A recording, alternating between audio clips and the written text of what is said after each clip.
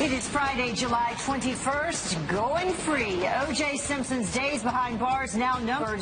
The former NFL star walking out of prison in a matter of months. Mr. Simpson, I do vote to grant parole when eligible. Thank you. New reaction pouring in. We are live.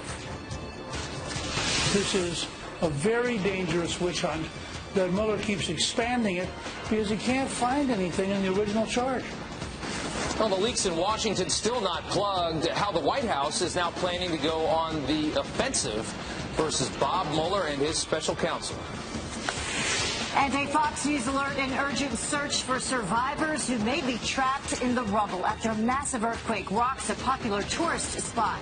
Fox and Friends First starts right now.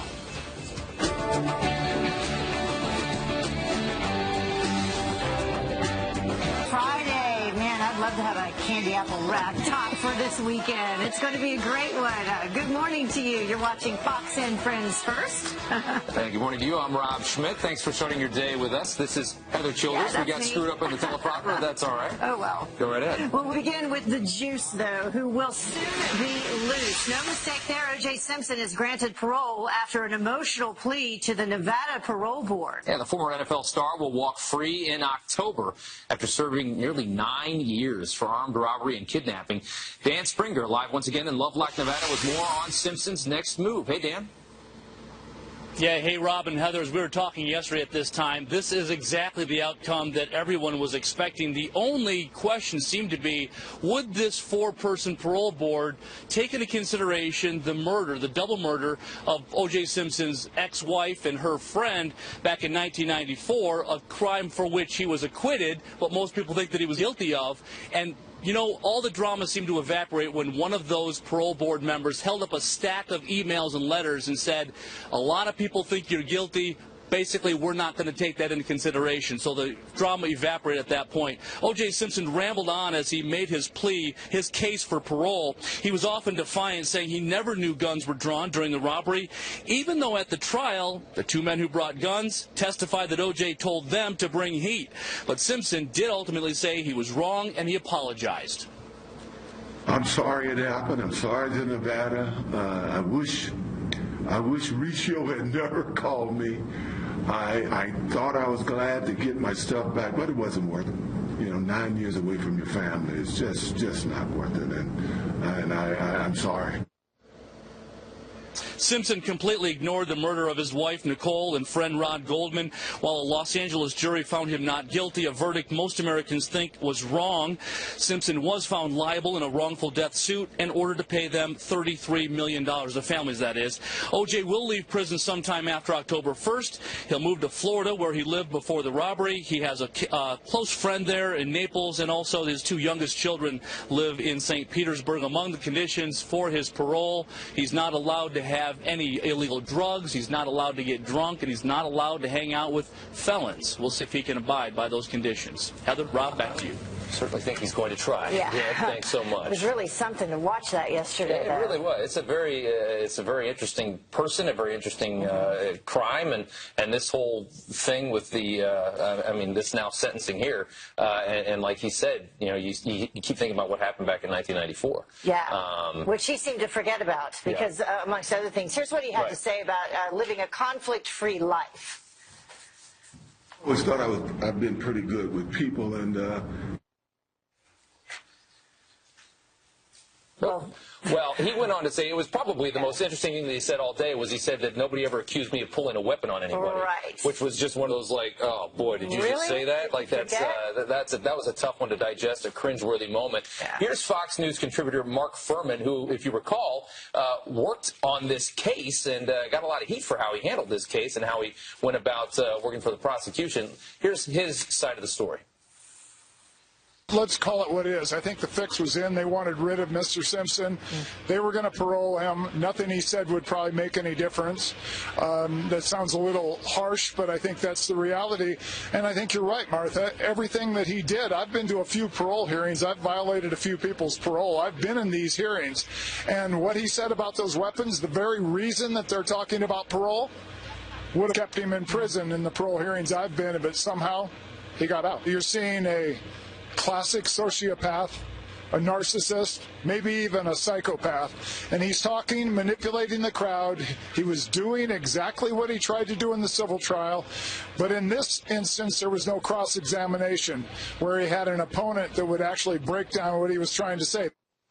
Yeah, a lot of people who covered that trial with Nicole Brown and Ron Goldman were saying the same thing. Sure, yeah. I think that Furman in that case, has taken it a bit too far. I mean, at the end of the day, in this country, you can kill somebody and go to jail for 5 or 7 years. He went to jail for 9 years for taking back his own stuff. Which, I thought it was they did send him to jail for too long in that one, and I think it was, getting even for what happened back in 1994. Yeah, well, one of his victims as well, testified there at the hearing yesterday and said that he agreed he should be let out. So yeah, I mean that was the main victim. In October, in October, we'll see very what interesting happens. stuff. Yeah.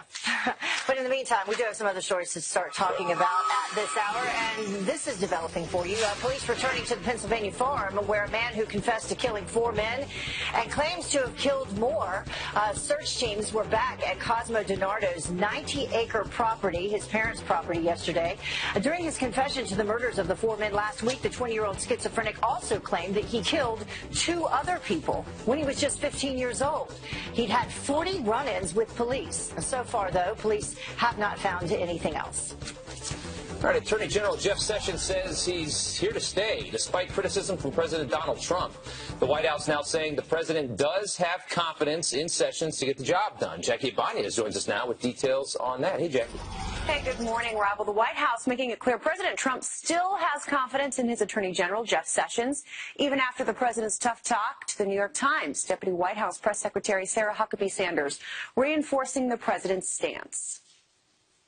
As the president said yesterday, he was disappointed in the Attorney General Sessions' decision to recuse himself, but clearly he has confidence in him or he would not be the Attorney General. All of that despite the president's interview with the New York Times, where he expressed frustration over Sessions' decision to recuse himself from the Russia probe. Sessions should have never recused himself. And if he was going to recuse himself, he should have told me before he took the job, and I would have picked somebody else. It's extremely unfair, and that's a mild word, to the president. As for Attorney General Jeff Sessions, he says he plans to stay on the job. We love this job, we love this department, and I plan to continue to do so as long as that is appropriate. I'm totally confident that we can continue to run this office in an effective way. All of this comes as Special Counsel Robert Mueller's Russia probe expands its scope. Bloomberg News reporting he will now be examining a range of business transactions by the president and his associates. The transactions in question largely involving Russian interests. President Trump now warning Mueller from investigating his family's finances beyond the scope of the probe into ties between his administration and Russia. He tells the New York Times anything unrelated would be a breach. Rob and Heather? The New York Times interview was really something else. It was very telling, yeah. All right, Jack, thanks so much. Thanks. All right, that brings us this morning to Look Who's Talking. And former Speaker of the House, Newt Gingrich, says the leaks are still not plugged in Washington, and they've got to figure out who is responsible. The leaks have to be coming from inside Mueller's team. So who's leaking? Why is nothing being done about it? Why are people not being fired? I think it's very reasonable to say that this is a very dangerous witch hunt, that Mueller keeps expanding it because he can't find anything in the original charge. Well, in just hours from now, Attorney General Jeff Sessions cracking down on sanctuary cities. He's headed to Philadelphia, where police are refusing to act as immigration agents. Sessions says that the city is protecting criminals. This, as a federal judge in San Francisco also refuses to bring back the president's sanctuary city order. President Trump will be welcoming newly appointed ambassadors to Washington, D.C. today. The president is set to take part in a credentials ceremony at the White House. He will be formally presented with documents identifying the diplomats as representatives of their governments and empowered to speak for them. Well, security at shipping ports all around the country now being revealed as a top priority in preventing terrorism. U.S. Homeland Security Secretary John Kelly visiting the port of Los Angeles this week. Now, while he was aboard, members of the Coast Guard conducting a training demonstration simulating the boarding of a ship with a radiological threat. Now, Kelly says that current port security is adequate, but officials must keep up with changing threats. That's certainly a good idea. Well, the laptop ban we've been telling you about, that's apparently over. The Department of Homeland Security now saying that airlines and airports have complied with the first phase of Secretary John Kelly's security enhancements. Restrictions on electronic devices are no longer in effect for passengers flying into the United States from airports in 10 Muslim-majority countries. President Trump declaring ISIS's days are numbered after meeting for a security briefing with the nation's top military brass at the Pentagon. ISIS is falling fast, very fast. Thank you. National security team briefing the commander-in-chief on the fight against the terror group and also global deployments of troops and reportedly discussing a plan to send an additional 3,000 to 5,000 troops to stabilize Afghanistan. Well, 6 African teenagers who came to the U.S. to compete in that international robotics competition we've told you about, they're now missing. And now there's fears that they may no longer be in the country at all after 2 of them were spotted crossing the border into Canada. The team mentor told police that they had 1-year visas, but the embassy of Burundi, I should say, claims that it had no idea that they were even in the U.S. Police, though, not suspecting foul play. All right, a Fox News alert, the search for survivors this morning after a major earthquake rocks popular tourist spots, a number of islands in Greece and Turkey. At least 2 people are dead, over 100 people hurt.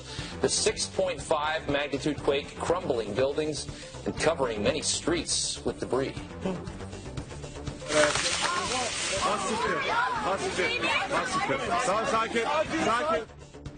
From the shaking was happening right there. 2 tourists killed when a wall collapsed on top of them. Those islands are packed right now. It is the middle of the summer. Everybody is there. It's scary stuff. It's beautiful, though. Yeah. Well, the time now is about 10 minutes after the top of the hour. And taking journalism to a new level, the New York Times naming a covert CIA officer, naming him. He's a covert officer in Iran. Undercover officer at the Central Intelligence Agency. I find that unconscionable. The journalist who just got scolded by the CIA director. And we're going to go back to the top story. O.J. Simpson, soon to be a free man. Our next guest, a forensic expert who testified for the defense way back in 1995, I should say, during O.J.'s murder trial, why he says that O.J. deserves his freedom. And better skills, better jobs, better wages. Sound familiar? Better ingredients, better pizza, Papa John's. The Democrats' new slogan that has the internet rolling.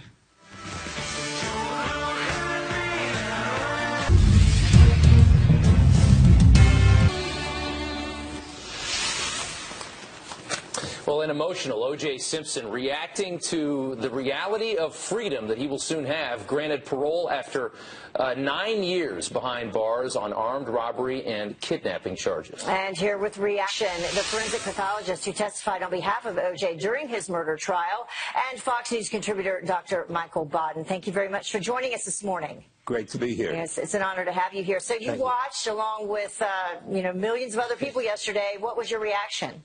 Well, I think that the ruling that he was entitled to parole on the basis of his behavior after being incarcerated was a valid one. It was a reasonable one and properly done, I think. Yeah, I mean, that's what the whole case we were trying to make when we were listening to the soundbite from Mark Furman earlier. He was saying that he shouldn't have been let out. But, I mean, the reality of the situation is this was not him on trial again for 1994. This is him on trial for armed robbery and kidnapping, and people just don't go to jail for that long for an armed robbery in this country. It's that he was in jail for a very long time for that offense. Yes, I agree. I mean, we don't know much. It's amazing. 7 million people incarcerated, parole, or on probation in this country, and we know very little about the parole probation system, and there are a lot of things that have to be fixed. And it's interesting there that, as they pointed out right at the beginning, their judgment isn't based on what happened previously, but on what happened after he gets into jail. So just from a forensic point of view, the case itself, in terms of the armed robbery, you didn't think that there was enough evidence to begin with? Well, I think that there was evidence for the armed robbery, but it was the kind of evidence that normally, as has been pointed out, would lead to a 1 to 3 year sentence. And as Mark Furman points out, the sentence was so much longer, sort of in vengeance or in revenge for what many people think, what most people think was a bad verdict in the murder case. Yeah. Sure, yeah, and I think most people make that presumption now, especially after If I Did It was written, and that basically cataloged exactly how it all went down. So he's going to get out. He's going to get out in October, and he's going to live the rest of his life, we suspect, to be a free man if he stays out of trouble. But let's go back to 1995. Let's go back to the murder trial. You were there. You looked over the autopsy. You reviewed it for the defense. Yes. And that's, I think, the most fascinating part of this whole case. When you saw those bodies, I mean, from what I read, Nicole Brown's head was almost completely taken off. Did you see a crime of passion there? Did you see angry? Yeah. Yes, it did appear to be a crime of passion because of all the excessive injuries, stabbings and cuttings on each body, which were beyond what was necessary to cause death. But one thing about the constant statement that the head was almost cut off, our neck is 5 or 6 inches thick, and there's only 1 or 2 inches of soft tissues. Most of our neck is the spine bone, and the spine bone wasn't cut through. That's bad enough. It was cut through, and there are arteries and nerves and veins that are cut through, and but it wasn't beheading. It's so sad to look at her pictures there today. You know, talking about a crime of passion, we can bring it back to this latest crime, the armed robbery. A lot of folks said that it was a crime of passion as well, because as we heard in the hearing yesterday, he believed that there were pictures of his family, his previous wife and his child who had died that were there amongst the memorabilia. So they tried to argue that it was a similar crime of passion where his emotions got the best of him. Well, they did, and that's an interesting analogy because in the charge in both times, the murders and the 2007 were that O.J. had become emotionally very upset. Yeah. However, the juror, I think going back there, whatever we think now, at the time of the trial, I would agree that the case presented to the jurors, remember, they came back in only about 2 or 3 hours. The trial went on, the longest trial in Los Angeles. They went out, and within 2 or 3 hours, they had a verdict because the prosecution did not present a strong enough case, which was different in the civil action where he was found guilty of the crime. Yeah, $33 million worth, Yeah, it's interesting stuff. Well, you know, it's interesting that in this country, there are 40 murders a day in this country. Half of them, nobody's going to go to jail. It wasn't that this was a unique case that it wasn't solved. It's that most murders aren't solved to the point of somebody going to jail for it, and that has to improve. Right. So, yeah, we'll get that out of this. Well, Doctor, thank you so much for coming on this morning. We do appreciate it. Thank you guys very much. Thank you. Well, the time now is about 20 minutes after the top of the hour. And from bad to worse, more than 100 people sick after eating at Chipotle. And the health department may have just tracked down the problem. Also, Flag Fury, the Army veteran forced to apologize for flying the American flag.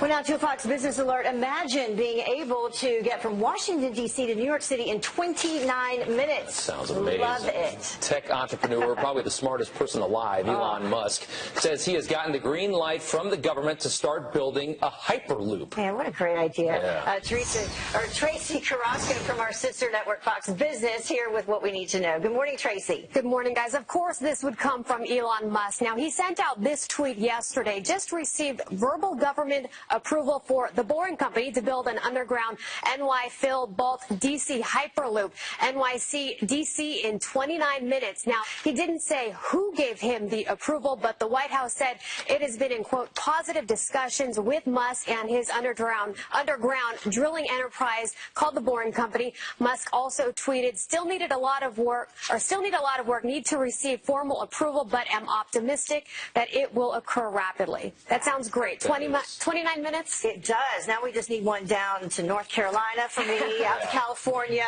London, I love it. an array of places. You know, I used to eat Chipotle once a week, and they really got hit hard with the last one. This could be the nail in the coffin. Yeah, maybe not anymore. Yeah. Earlier this week, we told you about a Chipotle restaurant in Sterling, Virginia, near Washington, D.C. that shut down after 13 people got sick from eating there. Well, that number is now closer to 133, according to reports on the website iwaspoisoned.com. One person even tested positive for norovirus, which is the suspected cause of the illness. That Chipotle in Virginia is now back open after undergoing a thorough cleaning. Chipotle's CEO apologized in a statement and said, quote, I made a commitment on behalf of Chipotle to make our restaurants the safest place to eat, and I am confident in the programs and procedures we have implemented. Oh, Can't catch a break there. Yeah, so they reopened. I wonder how many people are there. No line, right? So this is pretty cool. Amazon and a robot that's going to follow you around, though? Exactly. Yeah, how about an Amazon robot? I mean, apparently they've filed a patent to build an army of robots that would follow you around at the airport, charge your phone, and, of course, try to sell you things. So when you need to charge your smartphone, you can make a request for a robot to come to your location using sensor data, or the robot can come find you using an app to automatically recognize when your cell phone has fallen below 10%. Now, reports say this patent was filed in 2015, so no word yet on if this is really close to becoming a reality. It's pretty amazing. I don't know. We need that. Yeah. Get the hell away from me, robot. I want them to carry my suitcase. In case you can't find a charger yourself, the charger can see you. Yes.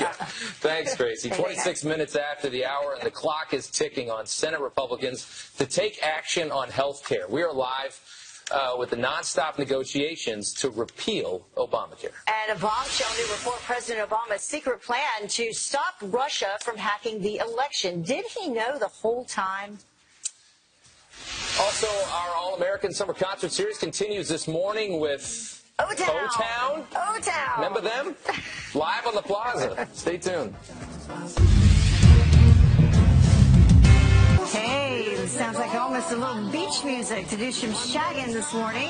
You are watching Fox and Friends First. It's Friday, and I'm Heather Childers. Yeah, Sam Cooke had some good songs, didn't he? I'm Rob Schmidt. It is 31 minutes after the hour. Marathon negotiations are not getting the Senate GOP any closer to an Obamacare repeal deal. Yeah, with a vote set on Tuesday, there's still concern as John McCain, you've heard the reports on him, he may not make it back in time. All of this as a number of other senators will not budge. Griff Jenkins is live for us from Washington, D.C. with more on all this. Hi, Griff.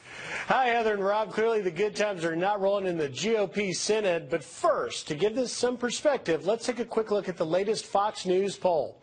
Out of all of the issues facing the country, health care is the #1 issue. See it there, topping the list at 82%, outranking the future of our country, the economy, the deficit, taxes, and the list goes on. But with the vote set for next Tuesday, Senate Majority Leader Mitch McConnell doesn't seem any closer to making progress. He's imploring his colleagues to remember the commitment that they made. Let me describe what yes is. It's the motion to proceed. We cannot keep the commitment we made to the American people to repeal and replace Obamacare unless we get on the bill. And divisions within the GOP persist. At least 3 senators still holding out. Senators Murkowski, Collins, and Capito saying they cannot vote for a repeal-only version. The numbers are also complicated by Senator McCain's absence, whose return is unknown, although the senator did tweet a message of thanks yesterday to supporters saying he'll be back soon. And making matters worse, the latest CBO score on this bill says it would produce 22 million more uninsured people by 2020. 2026 and drive up premiums on older folks. This, as Senate Minority Leader Chuck Schumer issued a statement saying Democrats in the Senate remain eager to work with Republicans to pass real solutions to lower premiums, stabilize the market, and improve coverage for millions of Americans. We'll see if the GOP reaches out across the aisle. And just to make it even worse, we're not even sure what bill McConnell will put on the floor on Tuesday. Guys? It's just a mess. Yeah. After all these years, 7 years to try to come up with a plan, and here we are. Here we are. Griff, thanks so much. Thanks, Griff. All right, President Trump's team could soon be adding a new member. According to multiple reports, Wall Street financier Anthony Scaramucci is expected to be named new White House communications director. He's currently working at the Export-Import Bank, but he's expected to leave that administration post to take this new job. Scaramucci would fill the role left by Mike Dupke, who announced his resignation in May. Well, the FBI one step closer to having a new director. The Senate Judiciary Committee unanimously approving Christopher Wray's nomination. The former Assistant Attorney General under George W. Bush says that he's honored and humbled to be filling the top spot. The pick comes after James Comey, of course, was fired by President Trump earlier this year. His nomination now heads to the Senate floor. Meantime, the CIA director slamming a New York Times journalist to their face after the paper named an undercover operative in the agency's Iran operations. We had a publication, you worked for it, Brett, that published the name of an undercover officer at the Central Intelligence Agency. I find that unconscionable.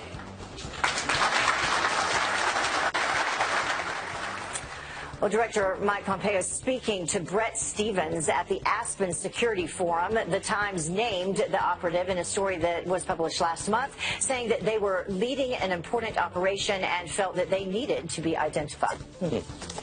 All right, President Trump delivering on another campaign promise to take better care of our veterans. A new report now showing more than 500 VA employees have been fired since January 1st. They are cleaning house. President Trump has signed a VA reform bill to make it easier to fire corrupt employees. The bill also helps improve accountability and boost protections for whistleblowers. Well, tackling terror on social media, YouTube now redirecting ISIS recruiting clips to anti-terrorist videos. Now, the move following an initiative by the video sharing site and its parent company, Google, to combat online extremism content. Now, many advertisers have pulled their business from YouTube after discovering that their ads were played on videos promoting terrorism. Sheesh. All right, the juice will soon be loose. O.J. Simpson granted parole after an emotional plea to the Nevada Parole Board. Now, the former NFL star will walk free in October after serving nearly 9 years for armed robbery and kidnapping. Yeah, Dan Springer is live in Lovelock, Nevada with more on Simpson's next move, and it might be heading east. Stay in. Yeah, he is heading east. He's going to Florida. Rob and Heather, good morning again. O.J. Simpson, as you said, made a long, rambling plea for his release yesterday. And when the 2-hour hearing was over, the parole board was unanimous in cutting O.J. loose. Mr. Simpson, I do vote to grant parole when eligible. Thank you. As you saw there, Simpson bowed his head and thanked the board members. He was animated throughout the hearing. Here's one of the commissioners explaining the decision. The board stated the reasons for granting parole included Mr. Simpson had no prior or minimal criminal conviction history. He had a positive institutional record. He had participated in programs specific to addressing behavior that led to his incarceration. He has stable release plans and community and family support, and the victim in the case testified in support of Mr. Simpson's release. The commissioners only considered the 2007 Las Vegas botched hotel armed robbery and what, if any, danger Simpson posed to the public. They did not consider the double murder for which he is most well known. His robbery victims spoke in favor of release. I don't feel that he's a threat, and I will make this clear to you. O.J. never held a gun on me. By all accounts, Simpson has been a model prisoner these last 9 years, and that weighed in his favor. He does have a release plan and support. He'll live in Florida, where he has a close friend and 2 children from Nicole Brown Simpson, the woman most people feel he knifed to death in 1994. But again, O.J. was not on trial for that case, and the commissioners thought that he had to be released in October. Rob, back to you. Yeah. Heather? Did you see that the commissioner with the Kansas City Chiefs tie on? It was I didn't odd. see that. All right, Dan, thanks so much. Well, in other news, did you hear about this one? A family, they're heartbroken as they've been forced to remove their mother's roadside memorial cross after their local lawmakers caved to complaints from an atheist group. The Freedom from Religion Foundation reportedly arguing that the cross occupied city property in Salem, Oregon. The children agreeing on taking it down to avoid controversy associated with their mother's tragic death.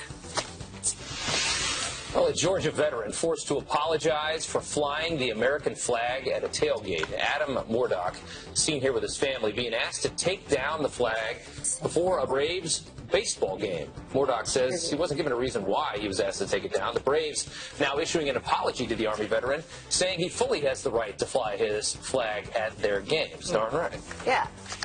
Well, the time now is about 20 minutes until the top of the hour. And is Maxine Waters the new face of the Democratic Party? The California Democrat saying that she will make a run for the White House on one condition. Yeah, that'd be interesting.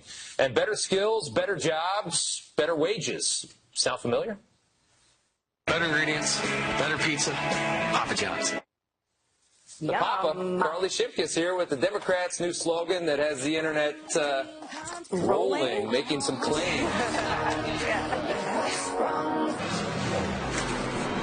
Welcome back to Fox and Friends First. O.J. Simpson, soon to be a free man, claiming that he has lived a conflict-free life. But the internet does not agree. Yeah, there were some gems in that little parole hearing yesterday. Carly Shipkiss with Fox News Headlines 24/7, Sirius XM 115, here with what social media is saying. He just went on and on, and oh my gosh. But O.J. Simpson will be a free man in October. The parole board ruled in his favor, which didn't come as a surprise. But what did come as a surprise is something O.J. Simpson said during his parole hearing. Take a listen to this.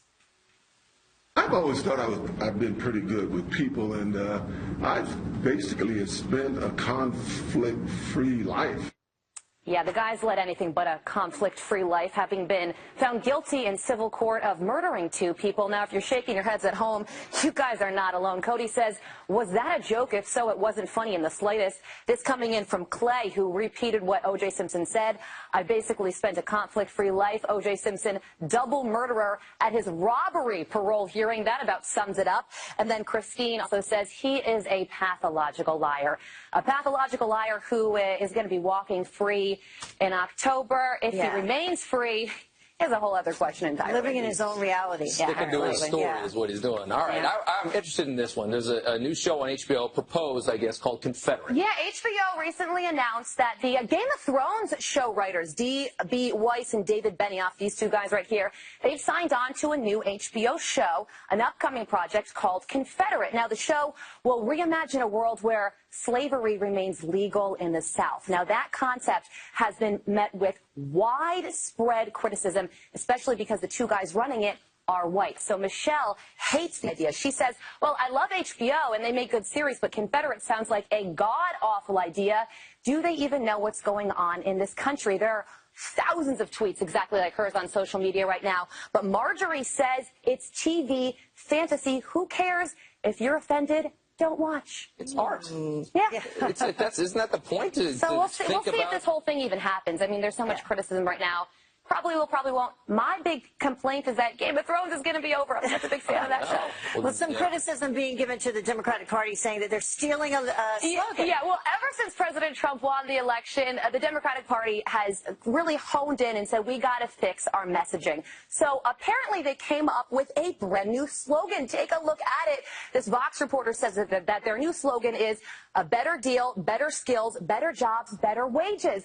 Does that sound familiar to you? Are you getting hungry? Because it's kind of like the Papa John slogan, better ingredients, better pizza, Papa John's. Where's Peyton Manning when you need him? So many people on social media weighed in. This guy says better ingredients, better pizza, Papa John, Podestas. And then this person says pizza is on its way. Yeah. How about that? Papa John's is better because it's shorter anyway. Yeah, they're going to have to redo that slogan. I mean, that's a lame slogan. Too much. But Make America Great Again is something that you could always remember, right? Yeah, remember that one.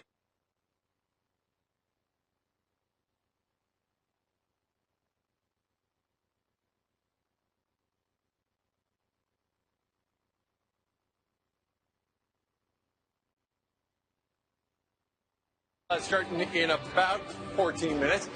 Also, guest-wise, it's great. Kellyanne Conway is going to join us, Senator Ted Cruz. Geraldo Rivera, who knows everything about O.J. because he knew O.J. before O.J. was O.J. We're going to talk to him about his parole. O.J.'s not Geraldo's, along with Judge Jeanine Pirro. So we got a busy 3 hours kicks off. This is about 15 minutes from now. And O-Town is performing on the All-American Summer Concert Series, brought to you here at 48th and 6th Avenue by our friends at Keurig.